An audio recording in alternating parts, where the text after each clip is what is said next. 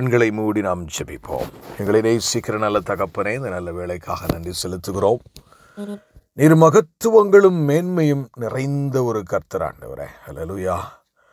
நன்றி செலுத்துகிறோம் அப்பா, நன்றி செலுத்துகிறோம். நீர் சர்வத்தையும் ஆளுகிற கர்த்தர். நீர் எங்களோடு பேச வேண்டும் என்று சொல்லி இந்த வேளையில் நாங்கள் வேண்டி நிற்கிறோம் ஆண்டவரே. எங்களோடு நீங்கள் பேசுங்க, பெரிய காரியங்களை செய்யுங்க. மீட்பெரும் இரட்சகருமாகிய இயேசு கிறிஸ்துவின் மூலம் ஜெபம் கேளும் எங்கள் ஜீவனுள்ள நல்ல பிதாவே, ஆமென். எனக்கு அருமையானவர்களே, இன்றைக்கு யாக்கோபுவின் புஸ்தகத்திலிருந்து 5ஆம் அதிகாரத்திலிருந்து சில முக்கியமான காரியங்களை, ஒரு சில வசனங்களை மாத்திரம் நாம் தியானிக்க போகிறோம். யாக்கோபு 5ஆம் அதிகாரத்திலே 7ஆம் வசனத்திலிருந்து 11ஆம் வசனம் வரைக்கும் நாம் தியானிக்க போகிறோம். அல்லேலூயா. முதல் வசனம், அதாவது 7வது வசனம், யாக்கோபு 5ஆம் அதிகாரம் 7ஆம் வசனம். இப்படி இருக்க சகோதரரே, கர்த்தர் வருமளவும் நீடிய பொறுமையாய் இருங்கள். என்ன எதிர்பார்க்கிறார் ஆண்டவர்? அல்லேலூயா. அவசரமான ஒரு உலகத்தில் வாழ்கிறேன், எல்லாம் உடனே உடனே உடனே உடனே அப்படிங்கிற இடத்துல இந்த ஆன்மீகத்தினுடைய உச்சக்கட்டம் இது என்று நான் நினைக்கிறேன். நீ எப்படி இருக்கணுமா? நீங்களும் நானும் கர்த்தர் வருமளவும் நீடிய பொறுமையாய் இருங்கள். ஏன்னா நமக்கு என்ன இப்போ பிரசங்கிக்கப்படுது அதெல்லாம் தேவையில்லை. நீங்கள் உடனைக்கு உடனே கிடைக்கும், சுட சுட எந்தாருக்கு அள்ளி வீசுகிறோம், வாக்கு தத்துவங்களும் அப்படி இப்படி நம்ம சொல்கிறோம், நடக்கும். அதெல்லாம் நடக்காமலாம் இராது. நிச்சயம் ஆண்டவர் வாக்கு தத்துவத்தை தருகிறார், உங்களை ஆசீர்வதிக்கிறார். ஆனால் அப்படிப்பட்ட ஜனத்தையும் கூட ஆண்டவர் என்ன சொல்கிறாரு? என் மகளே, என் மகனே, நான் வருமளவும் நீடிய பொறுமையாய் இரு. அதாவது எப்படின்னு கேட்டிங்கன்னா, பிரியமானவர்களே, ஒரு நாடு இன்னொரு நாடோட யுத்தத்தில் இருக்குன்னு வைங்களேன். ஸோ அப்படி இருக்கும்போது பார்த்தீங்கன்னா, இந்த நாடு அந்த நாட்டுக்குள்ளே சில நேரங்களில் ஸ்பை அப்படின்னு அனுப்புவாங்க. ஆமென், ஆமென். ஏன்னா அப்படி போகும்போது பார்த்தீங்கன்னா, அவங்க உள்ளே ஒளிஞ்சு அங்கங்கேருந்து இந்த நாட்டுக்கு இன்ஃபர்மேஷன் கொடுத்துக்கிட்டே இருப்பாங்க.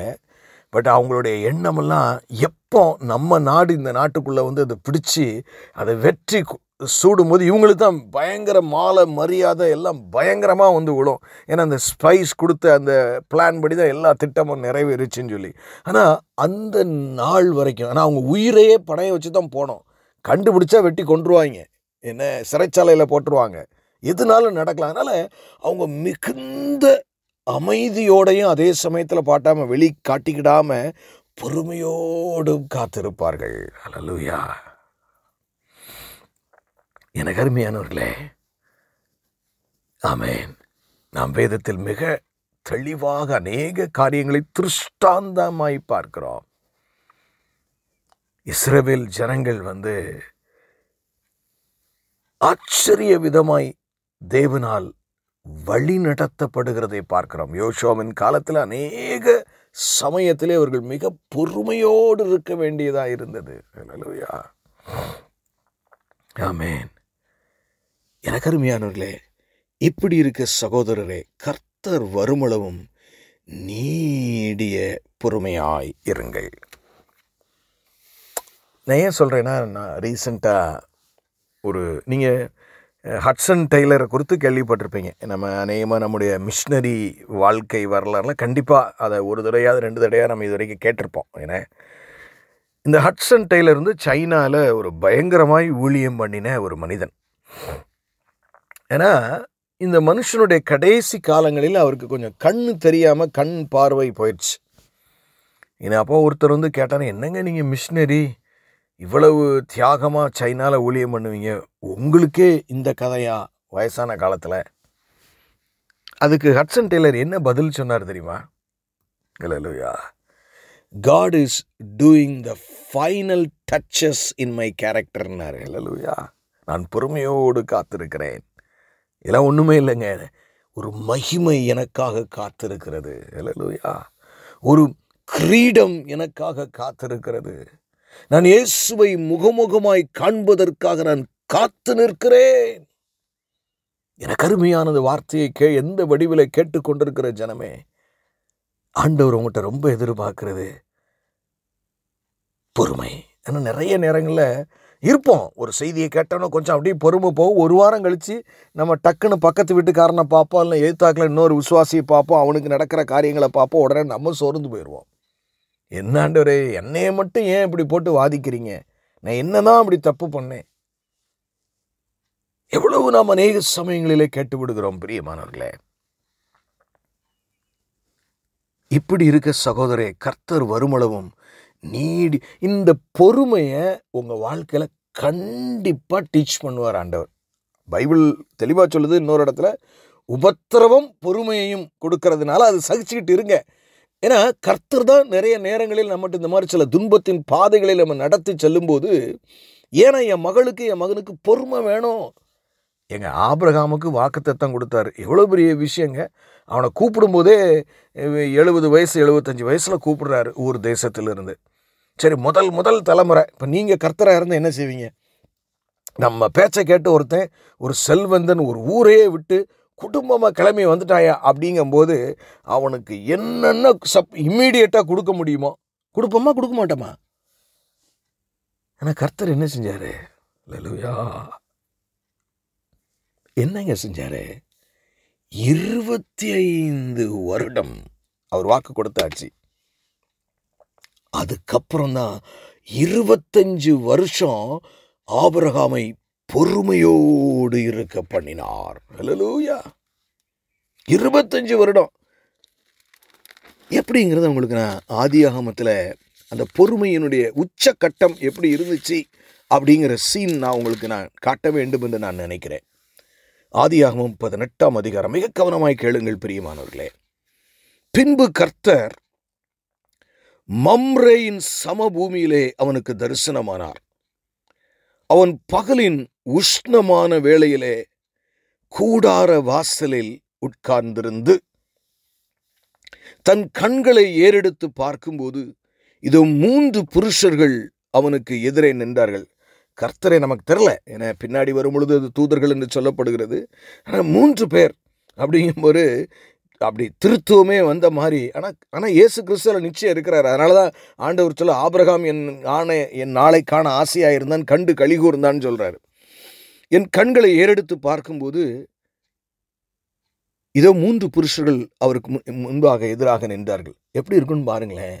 மனுஷ ரூபத்தில் அப்படி ஏசப்பா உங்கள் வீட்டுக்கு வந்துடுவார், ரோட்டில் நின்று உங்கள்கிட்ட பேசுவார், வேற யார் மாதிரியா கூட இருக்கலாம். ஏன்னா எதிரே நின்றார்கள். அவர்களை கண்ட உடனே பார்த்தாலே அவருக்கு வித்தியாசம் தெரியுது ஆபிரகாமுக்கு. அவன் கூடார வாசலிலிருந்து அவர்களுக்கு எதிர்கொண்டு ஓடி தரை மட்டும் குனிந்து. நீங்கள் அப்படி ஆண்டவரை தொழுது கொள்ளுறீங்களா? ஏங்க இவன் யாருங்க? 25 வருஷமா ஒரு வாக்குத்தத்தத்தை கொடுத்து ஆண்டவர் நிறைவேற்றலைன்னா, அந்த தெய்வம் எனக்கு வந்தானே வராட்டி என்னையா சொல்லிட்டு என்னையும் வேற கூட்டு வந்துட்டு எவ்வளவு நாள்லையா காத்திருக்கிறது? நம்மனா அந்த மைண்ட் செட்டில் போயிருப்பாங்கள. இவன் கடவுளை எவ்வளோ நேசிச்சிருக்கிறான்னு பாருங்க. நீங்களும் உங்களுக்கு ஆண்டவர் சில சமயம் வாழ்க்கையில் இந்த பொறுமையை கற்றுக் கொடுக்கும்போது கொஞ்சம் கஷ்டமாக தான் இருக்கும். ஆனால் ஆண்டவர் மேல் உள்ள நேசத்தை நிப்பாட்டி விடாதிருங்கள் பிரியமானவர்களே. என்ன நடக்குன்னு பாரு. ஓடி அவன் வயசுக்கு முதிர் வயது உள்ளவனாக இருக்கும்போது ஓடி போய் தரை மட்டும் குனிந்து, எவ்வளவு பொறுமைசாலி! ஆண்டவரே, உம்முடைய கண்களில் எனக்கு கிருபை கிடைத்ததனால் நீர் உமது அடியானை விட்டு கடந்து போக வேண்டாம். கொஞ்சம் தண்ணீர் கொண்டு வரட்டும்.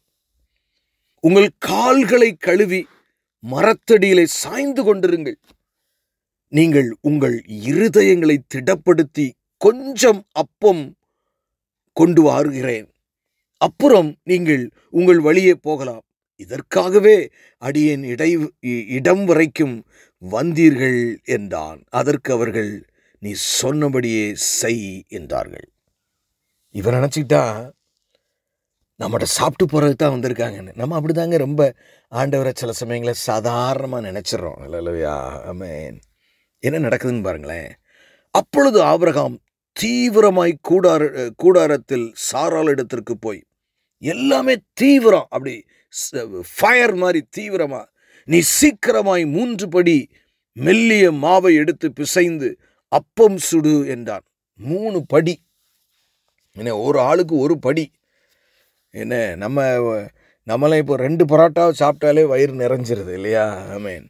ஆபிரகாம் அதோட நிப்பாட்டல, மாட்டு மந்தைக்கு ஓடின்னு இருக்குங்க.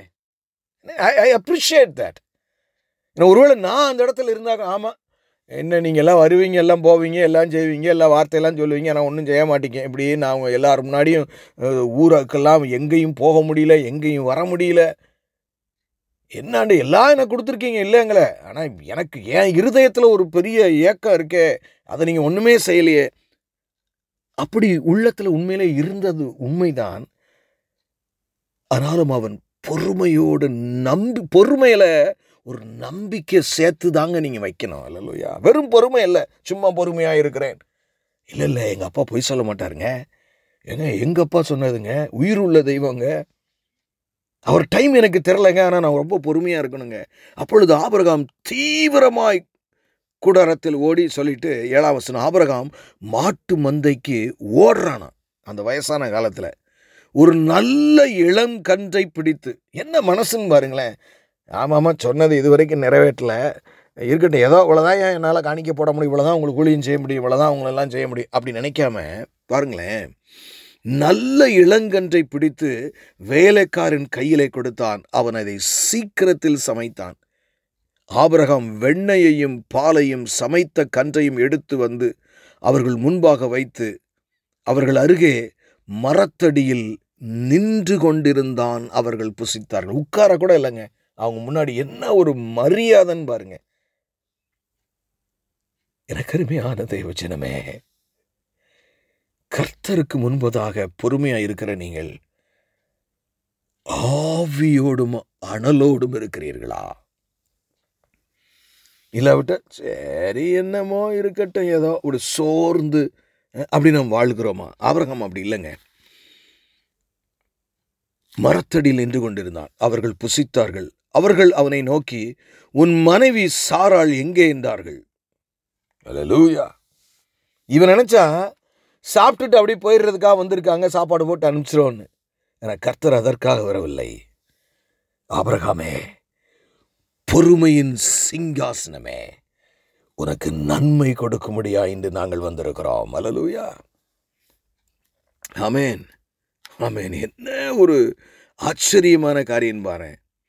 ஏன்னா, ஏன் ஒருவேளை இது அப்படி நான் திருத்தோம் சொன்னோன்னா உங்களுக்கு ஒருவேளை என்ன பின்னாடி தூதர்கள் தானே இருக்கு அப்படின்னு தான் இருக்கும், பின்னாடி 2 பேர் அப்படின்னு இருக்கும். ஏன்னா 9ஆம் வசனத்தில் ஒரு ப்ளூரல் வேற பயன்படுத்துற, அவர்கள் அவனை நோக்கின்னு இருக்கு. 3 பேருமே சொல்றாங்க அவர்கள் அவனை நோக்கி. என்ன, உன் மனைவி சாராள் எங்கே என்றார்கள். அல்லேலூயா. பாத்தீங்களா, நீங்க ஒரு சோகத்தில் இருப்பீங்க, அப்பாவுடைய வார்த்தை, அல்லேலூயா, ஏசாயா 50ஆம் அதிகாரத்தில் தெளிவா இருக்கு. ஆமென், ஆமென். பிரியமானவர்களே, எனக்கு அருமையானவர்களே, நம்ம அப்பா நீங்க பொறுமையா காத்திருக்கும் பொழுது சரியான வார்த்தையின் மூலமாய் உங்களோடு பேசுவார். இங்க என்ன சொல்றாரு, சாராள அவர் தான் கான்வர்சேஷனை பிக்கப் பண்றாரு. நினைச்சிருந்தா சாப்பிட்டோம், சரி அப்பா நீ நல்லாரு அப்படின்ட்டு போயிடல. நம்ம அப்பா அப்படி உங்க கவலையை பார்த்துட்டு, உங்க கண்ணீரை பார்த்துட்டு அவன் கெடுங்கட்டு போறான் அப்படின்ட்டுலாம் விடுறதில்ல. யாரை ரொம்ப நேசிச்சு வர்றாருன்னா, என் வார்த்தையை நம்பி நான் என் குமாரனை 2வது வருகையில் என் உலகத்தை நியாயந்தீர்க்க அனுப்ப போகிறேன் என்பதை நம்பி இந்த உலகத்தின் துன்பங்களை எல்லாம் சகித்து கொண்டு பொறுமையோடு இருக்கிறவர்களை பேசும்படியாக ஆவியானவர் இன்றைக்கு கடந்து வருகிறது உண்டு. பிரியமானவர்களே, அல்லேலூயா, ஆமென். அவர் கடந்து வருகிறது உண்டு. அப்போ அங்க என்ன நடக்குதுன்னு பாருங்க. ஆமென். அவர் தான் கான்வர்சேஷனை பிக்கப் பண்றாரு. சாராள் அங்கே என்றார்கள். இதோ கூடாரத்தில் இருக்கிறாள் என்றான். அப்பொழுது அவர், ஒரு உற்பவ கால திட்டத்திலே நிச்சயமாய் உன்னிடத்திற்கு திரும்பி வருவேன். அப்பா உங்க வீட்டுக்கு வந்துகிட்டே தான் இருப்பாரு. நீங்க நினைக்கிற மாதிரிலாம் இல்லை. உங்களுக்கு வேணா நீங்க உணராம இருக்கலாம், தெரியாம இருக்கலாம். சரி, பிள்ளை பிறக்கும் போது போயிட வேண்டியதானே, அடுத்து வர்றேங்கிறாரு. பிள்ளை பிறக்கும் போது நான் வந்துடுவேங்கிறாரு. அதை உன்னை ஆசீர்வதிக்கிறதுக்கு, பிள்ளையை ஆசீர்வதிக்கிறதுக்கு. அல்லேலூயா. அப்பொழுது அவர் ஒரு உற்பவ காலத்திட்டத்தில் நிச்சயமாய் உன்னிடத்தில் திரும்பி வருவேன். அப்பொழுது உன் மனைவியாகிய சாராளுக்கு ஒரு குமாரன் இருப்பான் என்றார். சாராள் அவருக்கு பின்புறமாய் கூடார வாசலில் அதை கேட்டுக்கொண்டிருந்தாள். எப்படி? மறைவா புருஷனுக்கு பின்னாடி கூடாரத்தில் நின்று இந்த என்ன பேசுகிறாங்க அப்படின்னு, என பொம்பளைகள் தானே, என்ன பேசுகிறாங்கங்கிற ஒரு கியூரியாசிட்டி இருக்கும்ல, கேட்டுக்கொண்டிருந்தாள். ஆபிரகாமும், நல்ல கவனிங்க, சாராளும் வயது சென்ற முதிர் வயது உள்ளவர்களாயிருந்தார்கள். எப்படின்னு பாருங்க, ஆண்டவர் சில சமயம் உங்கள் பொறுமையை உங்களுக்கு டெஸ்ட் பண்ணுறதுக்கு, உங்கள் பொறுமையை உங்கள்கிட்ட வர வைக்கிறதுக்கு கொஞ்சம் லாங்காக சில சமயத்தில் அவர் டீல் பண்ணுவார். அல்லேலூயா. இதை நீங்கள் புரிஞ்சுக்கணும். அதுதான் வேதத்தை படிக்கணுங்கிறது. அப்போ நம்ம அப்பா நம்மகிட்ட பொறுமையை எதிர்பார்க்குறாருன்னு சொல்லி பொறுமையான காரியங்களில் நாம் தீவிரமாக இருக்க வேண்டும். என்னாச்சு? ஆபிரகாமும் சாராளும் வயது சென்ற முதிர்ந்தவர்களாக இருந்தார்கள். ஸ்திரீகளுக்குள்ள வழிபாடு சாராளுக்கு நின்று போயிடுச்சு. எப்போ வந்திருக்காருன்னு பாருங்க. சாராளுடைய மென்சுரல் சைக்கிளே முடிஞ்சு போச்சு. அப்போ ஒரு பொம்பளை என்ன நினைப்பா? யோ, இன்னுமாயா இந்த கடவுளை நீ நம்பிக்கிட்டு இருக்க? நம்ம நிறைய விஷயங்கள் அப்படி தான் இருக்கோம். இன்னுமா இயேசுவை நம்புற நீ? எனக்கு அருமையான தேவஜனமே, உங்களை கைவிடாத ஒரு கர்த்தர். ஆகையால் இப்படி இருக்கிறனால சாராள் தன் உள்ளத்திலே நகைத்து, என்னடா இது, எல்லாம் முடிஞ்சு போச்சு சொன்னாங்க, இப்போ வந்து சொல்லிக்கிட்டு இருந்தா எனக்கு மென்சுரல் சைக்கிளே கிடையாது, பிள்ளை பிறக்கும்னா இதெல்லாம் என் நம்பக்கூடிய விஷயமா அந்த மாதிரி. ஆனால் அப்பா பார்த்துக்க, நீங்கள் பொறுமையாக காத்திருந்தீங்கன்னா, எல்லாரும் கைவிட்டாலும், மருத்துவர் கைவிட்டாலும், உங்களை பார்க்குறவங்கெல்லாம் கைவிட்டால், ஏன் நீங்களே உங்களை கைவிட்டால் கூட அப்பா தன் வாக்குத்தத்தத்தை நிறைவேற்றுகிறதுல உண்மையுள்ள கர்த்தர். அல்லேலூயா. ஆகையால் சாராள் தன் உள்ளத்திலே நகைத்து, நான் கிழவியும் என் ஆண்டவன் முதிர் வயது உள்ளவனானவரான பின்பு எனக்கு இன்பம் உண்டாயிருக்குமோ என்றால். நிறைய விஷயத்தில் நீங்களும் நினைக்கல, இனிமேலாம் எனக்கு என்ன வந்தால் என்ன பிரதர், எல்லாம் போச்சு, முடிஞ்சு போச்சு, இனிமே அவ்வளோதான், நடந்தால் நடக்கட்டும், அதை பற்றிலாம் ஒன்று நான் என்னால் முடிஞ்ச அளவுக்கு அப்படின்னு பொறுமைக்கு நம்ம வந்துடுவோம். ஆனால் அப்போந்தான் நம்ம அப்பா வேலையை ஆரம்பிக்கிறாரு. நீங்கள் எப்போ உங்கள் கையை எடுக்கிறீங்களோ அப்போ அவர் கையை வைப்பாருங்க. அல்லேலூயா. அதனால தான் வாழ்க்கையை பூர்ணமாக அவருக்கு ஒப்பு கொடுக்கணுங்கிறது. பாருங்கள் என்ன நடக்குதுன்னு. அப்பொழுது கர்த்தர் ஆபிரகாமை நோக்கி, சாராள் நகைத்து, நான் கிழவியாயிருக்க பிள்ளை பெறுவது மெய்யோ என்று சொல்லுவானேன். கேள்வி கேட்குறாரு. ஏன் அப்படி சொல்கிறா? பொறுமையாக இருந்தால் கரெக்டு, அதுக்காக இது நடக்காதுன்னு நீ எப்படி சொல்கிற? உங்களையும் இன்னைக்கு அப்படி தாங்க கேட்குறாரு. என் மகளே, என் மகனே, இது நடக்காதுன்னு நீயாவே சொல்லிக்கிறதா? அதை தீர்மானம் பண்ணுறதுன்னா என்ன சொல்கிறாரு பாருங்க. அடுத்த வசனத்தில் 14ஆம் வசனம், கர்த்தரால் ஆகாத காரியம் உண்டோ? எப்படிப்பட்ட தெய்வம் சிலுவையில் உங்களுக்காக மறைச்சிருக்கிறாருன்னு பாருங்க. அல்லேலூயா.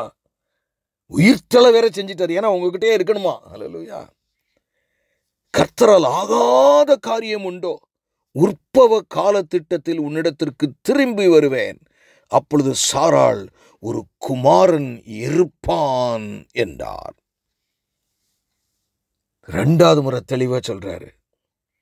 சாராள் பயந்து, ஐயோ, நீங்க பொறுமையா இருந்தீங்கன்னா நீங்க பயப்படுற அளவுக்கு உங்களை ஆசீர்வதிப்பார். அல்லேலூயா. நான் நகைக்கவில்லை என்று மறுத்தாள். அப்பவும் பாருங்களேன், என்ன பொய் தான் சாராள் சொல்கிற ஸ்டேஜில் தான் இருக்கா. அதற்கு அவர், இல்லை நீ நகைத்தாய் என்றார். நம்ம ஆண்டவர் சரி ஏதோ பாவம் வயசானது 25 வயசு காத்திருந்தது ஏதோ சொல்லிட்டு போகுது அப்படின்னு நினச்சி விடலை. கர்த்தர் என்றைக்கும் அவர் ஸ்டாண்டில் ரொம்ப கரெக்டாக இருப்பார். ரொம்ப கரெக்டான தேவன். நீங்கள் நினைக்கிற மாதிரி உங்கள் இழுவைக்கெல்லாம் அவர் வருகிற தேவன் அல்ல.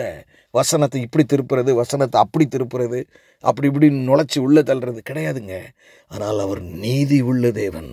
அல்லேலூயா. இப்போ பாருங்கள், இப்போ நம்ம திருப்பி இங்கே வருவோம், யாக்கோபு 5ஆம் அதிகாரத்துக்கு. இப்படி இருக்க சகோதரே, கர்த்தர் வருவளவும் நீடிய பொறுமையாயிருங்கள். இதோ பயிரிடுகிறவன் பூமியின் நற்பலனை அடைய வேண்டும் என்று முன்மாறியும் பின்மாறியும் வருமளவும் நீடிய பொறுமையோட காத்திருக்கிறான். இருக்கிறானா இல்லையா? விவசாயி, நீங்க விவசாயம் யாராவது செஞ்சீங்கன்னா உங்களுக்கு தெரியும், பயிர் போட்டோடனே நாளைக்கே வந்துருமா? வராது. அல்லேலூயா. பயிர் நம்ம போட்டா அது வராது, உடனேலாம் வராது. ஆமேன். காத்திருக்கணும். ஆமேன். அதுதான் இங்க சொல்லப்பட்டிருக்குது. முன்மாறியும் பின்மாறியும் வரும் அளவும் நீடிய பொறுமையோட காத்திருக்கிறான். எப்படி நீங்க காத்திருக்கணும்? பைபிள பொறுமைன்னு ஆரம்பிச்சது, நீடிய பொறுமை கிறிஸ்தவ வாழ்க்கையில வேணும். அல்லேலூயா. ஆண்டவர்கிட்ட கேளுங்க, இப்ப எனக்கு பொறுமையே இல்லப்பா, உடனே அவிசுவாசமா பேசிடுறேன், உடனே எதையாவது சொல்லிடுறேன். ஆமேன். அடுத்து பாருங்க, 8ஆம் வசனம், நீங்களும் நீடிய பொறுமையோடு இருந்து உங்கள் இருதயங்களை ஸ்திரப்படுத்துங்கள். நீடிய பொறுமையா மட்டும் இருந்து பிரயோஜனம் இல்லை. விசுவாசத்தினால உங்க இருதயத்தை அந்த பொறுமையான காலத்துல ஸ்திரப்படுத்தி கொண்டே இருக்கணுமா? பயப்படாத, அப்பா சொன்னார்னா பொய் சொல்ல மாட்டேன், அவரா பொய் சொல்லுவாரு. வசனம் பொய்யா போகுமா? நம்ம டாக்டர் சொல்றதுதான் தப்பா இருக்கும், எனக்கு நடக்கிறது தான் தப்பா இருக்கும், அதெல்லாம் மாறும். நீ என்னைக்கும் வசனத்தை ஃபோக்கஸ் பண்ணுங்க, சூழ்நிலையே பார்த்துட்டு இருக்காதீங்க. அல்லேலூயா. ஆமென். சகோதரரே, நீங்களும் நீடிய பொறுமையோடு இருந்து உங்கள் இருதயங்களை ஸ்திரப்படுத்துங்கள், கர்த்தரின் வருகை சமீபமாய் இருக்கிறது. எங்கேயும் முடிச்சு போடுறாரு பார்த்தீங்களா ஆவியானவர்? நீ ஏன் பொறுமையா இருக்க சொல்றாரு? உனக்கு ரிவார்டு பூமியில மட்டும் இல்லை மகளே, மகனே, பரலோக ராஜ்யத்திலும் நான் வைத்திருக்கிறேன். அல்லேலூயா.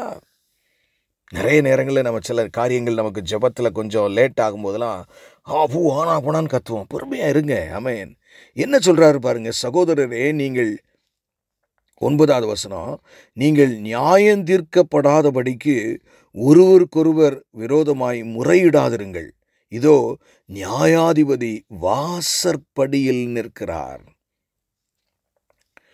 அதாவது முறுமுறுத்து வேற மாதிரி ஒருத்தருக்கு ஒருத்தர் இந்த மாதிரி விஷயங்கள் எல்லாம், ஏன்னா எப்போவுமே நீங்கள் பொறுமையாக காத்திருக்கும் போது பார்த்தீங்கன்னா குடும்பத்தில் அப்படியே ஒரு சண்டை உண்டாகும். ஆமாம், இவெல்லாம் வந்துட்டான், இவன் எல்லாம் வந்துட்டான், ஒரு இதுக்கு லாயக்கில், ஒரு வேலையை ஒழுங்காக பார்க்க தெரில, ஒரு காசு சம்பாதிக்க தெரில, ஒரு பிள்ளையை பெற்றெடுக்க தெரில, ஒரு அதை தெரியல இதை தெரிலன்னு பெரியவங்க ஏதாவது ஒரு கான்வர்சேஷன் பிக்கப் பண்ணிடுவாங்க சில சமயத்தில். என்ன? ஆமேன், ஆமேன். அப்போ தான் நம்ம ஒருவருக்கொருவர் விரோதமாய் முறையிடாதிருங்கள். ஒருவருக்கொருவர் விரோதமாக முறையிட்டு நம்ம பொறுமையை காத்திருக்கிறவனுடைய பலனே அடையாத அளவுக்கு பிரச்சனை சில நேரங்களிலே கிறிஸ்தவ வாழ்க்கையிலே வருகிறதுண்டு. அது எஸ்பெஷலி நீங்கள் பொறுமையாக, என்னத்தடா பொறுமையாக காத்துருக்கிற, இப்படியா? அதெல்லாம் ஏசாமி எங்கேயாவது போயிருப்பார், வந்து உதவி செய்வார் உனக்கு ஏசு. இன்னும் அப்படி தான் காத்துக்கிட்டே இரு. இன்னும் விசுவாசம், ஜெபம்.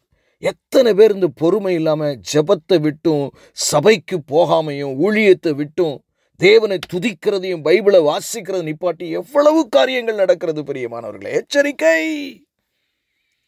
என நியாயாதிபதி வாசற்படியில் நிற்கிறார். எதுக்குங்க? உங்களுக்கு மகிமை கொடுக்கும்படியாக, உங்களுக்கு கனத்தையும் மகிமையும் பரலோக ராஜ்யத்தில் கொடுக்கும்படியாக.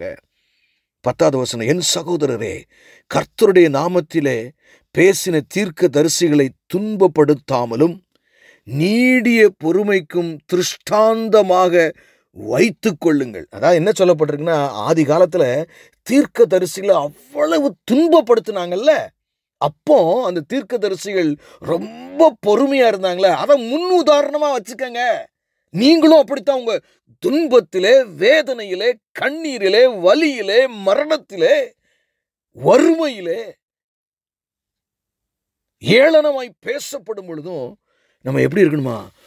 கர்த்தரை நம்பி, அப்பா வர்றாரு, எனக்கு மீட்பு வருது, எனக்கு மீட்பு வருது, எனக்கு மீட்பு உண்டு, எனக்கு மீட்பு உண்டு என்று சொல்லி பொறுமையோடு நீங்க இருக்கணும். 11ஆம் வசனத்தை பாருங்க, இதுதான் நம்ம கடைசி வசனம். இதோ பொறுமையாய் இருக்கிறவர்களை பாக்கியவான்கள் என்கிறோமே. ஜென்ரலாகவே சார் ரொம்ப பொறுமையான பிள்ளைங்க அந்த பிள்ளை, சொல்லுவோம்ல, பாக்கியவான்கள் நல்ல பிள்ளை அப்படின்னு சொல்லுவோம்ல. ஆவியானவரும் அப்படி சொல்றாரு. நீங்க அப்படி பொறுமையா காத்திருக்கும்போட வருகைக்காக எனக்கு என்ன துன்பம் இருந்தாலும் என் பரிசுத்தத்தை விட மாட்டேன். நான் ஆண்டவரை தொழுது கொள்ளுகிறத நிப்பாட்ட மாட்டேன். என் ஊழியத்தை நிப்பாட்ட மாட்டேன். நான் முறுமுறுக்க மாட்டேன். காரணம், நான் அறிந்திருக்கிறேன் என் மீட்பர் இந்த உலகத்திலே என் வேதனைகளின் மத்தியிலே நான் பொறுமையாய் இருப்பதற்கு, என் விசுவாசத்தை காத்துக்கொள்ளும் பொழுது, என் பரிசுத்தத்தை நான் காத்துக்கொள்ளும் பொழுது அவர் மகிமையான கனத்தோடு என்னிடத்திலே வருகிறார். அல்லேலூயா. என்ன சொல்லப்பட்டிருக்குன்னு பாருங்க. இதோ பொறுமையாய் இருக்கிறவர்களை பாக்கியவான்கள் என்கிறோமே. யோபுவின் பொறுமையை குறித்து கேள்விப்பட்டிருக்கிறீர்கள். அல்லேலூயா. இருக்கிறதுலேயே அதிக கஷ்டப்பட்ட ஒரு மனுஷன் அவன் ஒருத்தங்க. யோபுனுடைய பொறுமையை நீங்க கேள்விப்பட்டிருக்கிறீர்களே. கர்த்தருடைய செயலின் முடிவையும் கண்டிருக்கிறீர்கள். யோபுக்கு என்ன செஞ்சார் அவர்? இரட்டிப்பான ஆசீர்வாதத்தை கொடுத்து அதுக்கு பின்னாடி 140 வருஷம் தன் பிள்ளைகளின் பிள்ளைகளை காணும்படியாய் அவனை இரட்டிப்பாய் ஆசீர்வாதம். பொறுமையா இருந்தது கெட்டு போல. அப்படிதான் இங்க வேதம் சொல்லுது. நீங்களும் பொறுமையா இருங்க, உங்களை ஆண்டவர் ஆசீர்வதிப்பார். அல்லேலூயா. ஆமென். கர்த்தருடைய செயலின் முடிவையும் அறிந்து. யோபுவுக்கு முடிவில் என்ன செஞ்சார்னு உங்களுக்கு தெரியுமே. கர்த்தர் மிகுந்த உருக்கமும் இரக்கமும் உள்ளவராய் இருக்கிறாரே. நீங்க பொறுமையா வேதனையில காத்திருக்கும் போது 2 விஷயத்தை நீங்க மறந்துடக்கூடாது. ஒன்று, மகிமையில அவர் எனக்கு எல்லா பலனையும் தரப்போறாரு. அது மாத்திரமல்ல, என்னுடைய கர்த்தர் மிகுந்த உருக்கமும் இரக்கமும் உள்ளவர். எனக்கு நிச்சயம் மனசு இறங்குவாரு. அல்லேலூயா. இந்த யோபுவின் புஸ்தகத்தில் நான் இந்த லேசாக ஒரு காரியத்தை உங்களுக்கு நான் 31ஆம் வசனத்திலேருந்து வாசித்தல் நலமாக இருக்கும்னு நான் நினைக்கிறேன். நீங்கள் நினைக்கிற மாதிரி யோபு சாதாரண ஆள் இல்லைங்க. நீங்கள்லாம் சோதனையில் எப்படி இருப்பீங்களோ, எப்படி நீங்கள் கிறிஸ்தவ வாழ்க்கை வாழ்கிறீங்களோ எனக்கு தெரியாது. பொய்யுக்கு பொய், லஞ்சத்துக்கு லஞ்சம், என்னது கொண்டு எல்லாத்தையும் செஞ்சுட்டு நம்ம வாழ்கிறோம். அப்படி வாழக்கூடாது. அப்படி வாழ்கிறவன் மோட்சத்திற்கு நான் தகுதி இல்லாதவனாய் போகிறான். என்ன பாருங்களேன், யோபுனுடைய நீதியை அவன் சொல்கிறான் பாருங்க. தான் எப்படி வாழ்ந்தோங்கிறத உங்களுக்கு ஒரு உதாரணத்துக்காக சொல்கிறேன். யோபுவின் புஸ்தகம் 31ஆம் அதிகாரம் 15ஆம் வசனம். தாயின் கற்பத்தில் என்னை உண்டு பண்ணினவர் அவனையும் உண்டு பண்ணினார் அல்லவா? ஒரு விதமான கற்பத்திலே எங்களை உருவாக்கினார் அல்லவா? எளியவர்கள் வாஞ்சித்ததை நான் கொடாதிருந்து விதவையின் கண்களை பூத்து போக பண்ணி. ஒரு எளியவன் வாஞ்சியோடு இருக்கும்போது அவனுக்கு கொடுக்காமையே அவன் இல்லையா? விதவைகளின் கண்கள் பூத்து போகிற மாதிரி நான் வாழலை. ஒரு எக்ஸாம்பிள் எனக்கு சொல்லுங்கிறான். தாய் தகப்பனில்லாத பிள்ளை என் ஆகாரத்தில் சாப்பிடாமல் நான் ஒருவனாய் சாப்பிட்டதுண்டோ? நம்ம வீட்டில் நம்ம குடும்பம் மட்டும் வச்சு என்ன கட்டுறோம். யோபு ஒரு அனாதை. அவன் பந்தியில் உட்கார்ந்து சாப்பிடாம அவன் சாப்பிட்டதே கிடையாதான். எப்படிப்பட்ட நீதிமான் என்று பாருங்கள் பிரியமானவர்களே. என் சிறு வயது முதல் அவன் தகப்பனிடத்திலே வளர்ந்தது போல என்னோடே வளர்ந்தான். நான் என் தாயின் கற்பத்திலே பிறந்தது முதல் அப்படிப்பட்டவைகளை கைலாகு கொடுத்து நடத்தினேன். ஒருவன் உடுப்பில்லாததினால் மடிந்து போகிறதையும் ஏழைக்கு மூட வஸ்திரமில்லாதிருக்கிறதையும் நான் கண்டபோது அவன் நாட்டு மயிர் கம்பளியினாலே அனல் கொண்டதினால் அவன் இடை என்னை புகழாதிருந்தும் ஒலிமுக வாசலில் எனக்கு செல்வம் உண்டென்று நான் கண்டு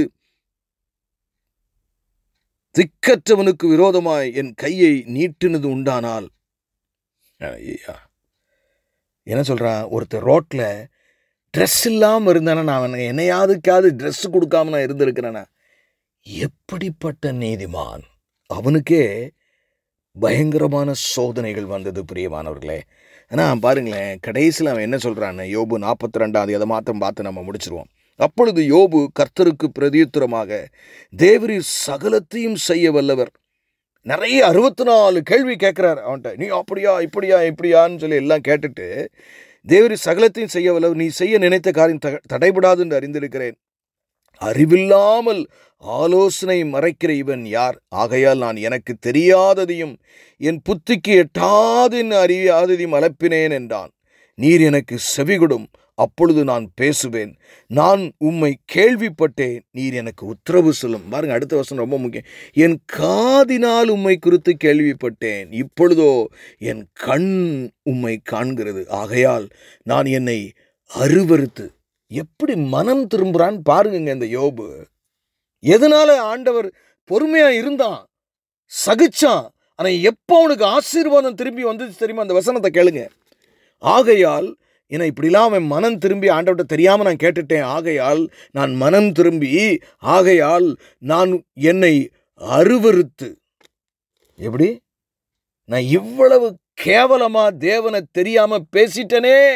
அவன் ஒன்றும் தப்பாலாம் ரொம்ப ஒன்றும் பேசலை. ஏன்னா நான் தான் பிறந்த நாளை சபிச்சா அந்த மாதிரிலாம் இருந்தனால கொஞ்சம் அப்படி அங்கிட்டு இங்கிட்ட இருந்ததை வச்சு அவன் என்ன சொல்றானா, அவன் திருந்துறான். ஆகையால் நான் என்னை அருவருத்து தூளிலும் சாம்பலிலும் இருந்து மனஸ்தாபப்படுகிறேன் என்றான். ஹல்லேலூயா. நீங்க எப்படிங்க மனம் திரும்புறீங்க? பொய் சொல்றதை நிப்பாட்டி இருக்கோமா? பண ஆசையை நம்ம நிப்பாட்டி இருக்கிறோமா? பிரியமானவர்களை, நம் மனம் திரும்புகிறோமா? ஆவியானவர், you should be sorry enough to stop doing it. எந்த அளவுக்கு மனஸ்தாபப்பட்டு மனம் திரும்பணும், நம்ம அந்த கெட்ட காரியத்தை நம்ம எரிஞ்ச வேண்டும், நிப்பாட்டி விட வேண்டும். அப்படி பொறுமையா இருந்து நம்ம மனம் திரும்புவோமானால் யோபுவை போல இரட்டிப்பான ஆசீர்வாதத்தை பெறுவோம் என்று யாக்கோபு 11ஆம் அதிகாரம் நமக்கு மிக தெளிவாய் சொல்லுகிறது. பிரியமானவர்களே, ஹல்லேலூயா. கவலைப்படாதீங்க, உங்க கண்ணீரை தொடைங்க. நம்ம அப்பா கரெக்டானவரனா, கைவிடாத தேவன். எப்படி வந்தார் பார்த்தீங்களா ஆபிரகாமுக்கும் சாராளுக்கும்? அவரே வந்து கான்வர்சேஷனை கொக்கி போட்டு, நீங்கள் கூட மறந்துருப்பீங்க சகரியா மாதிரி. இப்போ வந்துட்டு சொன்னீங்கன்னா, நான் எந்த காலத்திலே ஜெபம் பண்ணேங்க எனக்கு பிள்ளை வேணும்ன்ட்டு இப்போ வந்து கேட்டுக்கிட்டு இருந்தீங்கன்னா எப்படி? சகரியாவே, உன் ஜெபம் கேட்கப்பட்டது. ஹல்லேலூயா. கண்களை மூடி நாம் ஜெபிப்போம். பொறுமை, அவர் வரப்போகிறார் என்ற நம்பிக்கையோடு தீமையும் கஷ்டங்களையும் சகித்து கொண்டு நாம் பொறுமையோடு நம் ஊழியத்தையும் நாம் செய்யும் பொழுது, பிரியமானவர்களே, ஆபிரகாமை சந்திக்க வந்த தேவன் உங்க வீட்டுக்கு வருவார். It's guaranteed promise. கலாத்தியர் 3:7 சொல்லுகிறது, அந்த விசுவாச மார்க்கத்தாரே ஆபிரகாமின் சந்ததி. பயப்படாதீங்க. இந்த ஏசாமி ஏதோ கையிலாகல, அவர் ஒருத்தர் தாங்க தெய்வம், வேற தெய்வம்லாம் கிடையாதுங்க. அவர் உயிர் தெழுந்தவர் வேற. அவருடைய ஆவியானவர் உங்களுக்குள்ள வர முடியும். எந்த காரியத்தையும் உங்களுக்கு அவர் செய்ய வல்லமை உள்ளவராயிருக்கிறார். கண்களை மூடி நாம் ஜெபிப்போம். எங்களை நேசிக்கிற நல்ல தகப்பனே, நீர் பொறுமையை எங்களிடத்தில் எதிர்பார்க்கிறீரப்பா. அந்த பொறுமையை நீர் எங்களுக்கு தரும்படியாக ஜெபிக்கிறோம். அந்த வார்த்தையை எந்த வடிவில் கேட்டுக்கொண்டிருந்தாலும் அவர்களுக்கு அந்த பொறுமையை தந்து அவருடைய வேதனையை சகிப்பதற்கு நீ அவர்களுக்கு உதவி செய்து யோபுவை இரட்டிப்பாய் ஆசீர்வதித்தது போல கர்த்தராகிய இயேசு கிறிஸ்துவே, உம்முடைய இரத்தத்தினால் அந்த பிள்ளைகளை மீட்டு கொண்டபடியினாலே அவர்களையும் இரட்டிப்பாய், இந்த வார்த்தையை கேட்கிற ஒவ்வொருவரையும் நீ இரட்டிப்பாய் ஆசீர்வதித்து நீண்ட நாளாய் அவர்கள் உம்முடைய ஆசீர்வாதத்தை அனுபவிக்கும்படி நீர் செய்யும்படியாய் ஜெபிக்கிறோம். ஆனால் யோபு மனம் திரும்பினது போல ஆண்டவரே, இந்த வார்த்தையை கேட்கிறவர்களும் தங்களுடைய பாவ வழிகளை விட்டு, எல்லாரும் இதை செய்யறதுனால நானும் செய்வேன் என்று நினையாமல், வேறு பிரிக்கப்பட்டவன் நான் பரிசுத்தமாய் இருக்க வேண்டும் என்று உணர்ந்து மனம் திரும்பி இரட்டிப்பான ஆசீர்வாதங்களை பெற்றுக்கொள்ள இது உதவி செய்ய வேண்டும் என்று மீட்பெரும் இரட்சகருமாகிய இயேசு கிறிஸ்துவின் மூலம் ஜெபம் கேளும் எங்கள் ஜீவனுள்ள நல்ல பிதாவே. ஆமென்.